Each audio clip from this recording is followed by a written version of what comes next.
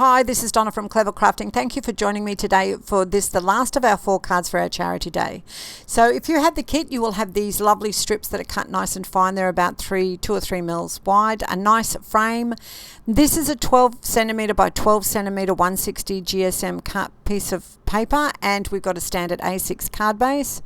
And this is our little cutout Christmas tree that goes on the top. We're going to be using our scrap papers with this card, as well as some cereal box. We're going to start with a piece of scrap paper. So you will need a piece of scrap paper in this as well, and I am just going to add some tape across the top. What I'm doing here is I'm going to show you the best way to cut your small pieces of paper. We want to cut 1 centimeter strips of all the different pattern paper.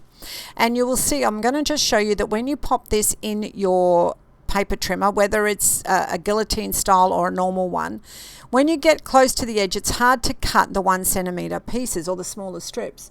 So this is a little trick that I use. I've actually gone to a different color so you can see it a little bit better. I'm actually adding this piece of paper to the patterned paper to my scrap paper. I've stuck it on the top edge.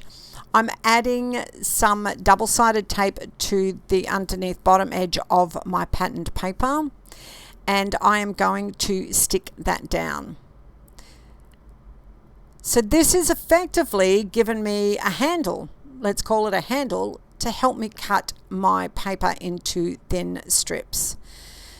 So this is particularly good when you're cutting scraps. So I'm now measuring from the left hand side 1 centimeter down, which will give me 1 centimeter that I'm cutting off at the edge.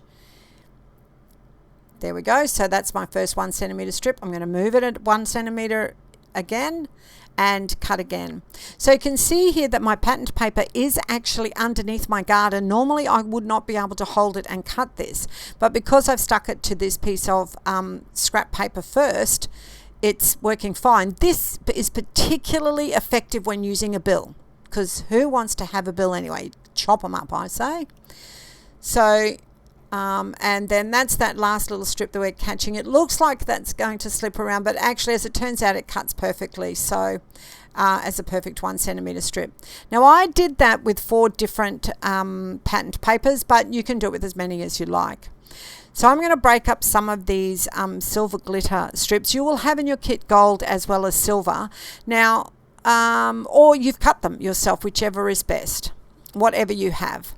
So I am just on, this is, I mention again, 12 centimeter by 12 centimeter paper. Mine's 160 GSM, and I've just put glue on a section at the top, and I'm adding the silver strip. Now I like to make sure that this is really straight. That's probably somewhat OCD of me, maybe, or maybe not, but I do like it straight. That's possibly a bit of an overkill, but it's not going to matter too much, but we will be cutting and using this, so it's a good idea to try and make it as straight as you can. So I am just going to line all of these up. This is a nice simple process. It's really great for using scraps, and if you've been following all the way through, and I've been saying on the other videos and in the classes, if you were at the classes, to keep all of these scraps, they were left over from the first 3 cards that we made. So you can see that I've just gone down and I have filled that in. 1 strip of the silver glitter, 1 strip of patterned paper, 1 strip of silver glitter, 1 strip of patterned paper. And I did also mention that I only used 4, but because you're using that silver in between, you can use any, you could have no double ups in the paper. You could have this different papers all the way through. So that's totally up to you and totally dependent on what you're using. All right. So now that I've trimmed the edges off, I'm actually going to cut this diagonally. It doesn't matter, you know, left to right, right to left. It's not going to matter. You just need to cut it from one corner to another, so you've got 2 pieces.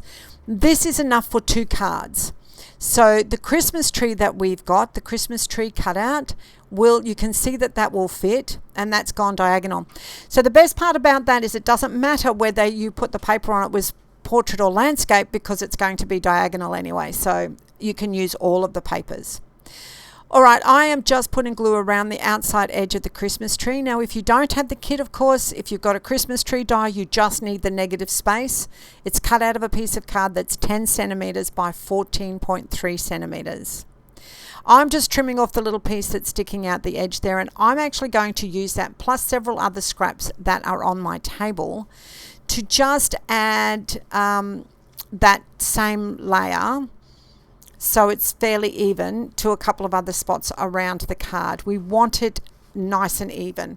We are going to put another layer on this, but we at least don't want too many bumps, and this will avoid that. So you can see that I've stuck a few pieces around that. All right, so I think now I'm getting, yes, this is my Cocoa Pops box. This is me hiding the evidence of what I've been eating for breakfast. And I've just cut that a little bit smaller than the piece of the Christmas tree matte layer. Too short and possibly not skinny enough, a little bit wide, but that's okay. It's still smaller. I've popped some glue on there and I'm going to stick it on the back of my Christmas tree. All right, looking fine. So I'm going to work on my frame on my card front. So that's my actual card base on the table there. And this is the frame that comes in the kit. Now, you can actually cut this frame. It's 10 centimeter. If you have a piece that starts at 10 centimeters wide by 14.3 tall, and then I've cut about a centimeter frame out from the inside. I've used our metric rectangles for that because they're perfect. They're sizes designed for the cardstock that we get in Australia. All right, so we have put that frame all around the outside now, and of course the strips I cut from the piece in the center, so we're not wasting anything and we're not losing it by it being underneath where no one can see it. I'm just going to pop some glue around my cereal box now on the which is on the matte layer, and I'm going to pop that into place on my card. This turns out to be such a beautifully elegant card. Who would have thought that it was made out of scraps? All right, so this is a little star. Once again, these stars were in the kit, but you could just use a punch to cut it out of some of the glitter cardstock, and it had a bit of cereal box behind it as well. So I'm grabbing one of the Merry Christmas stickers, and I am going to place that on my card. Look how pretty that script is. It just adds to the elegance.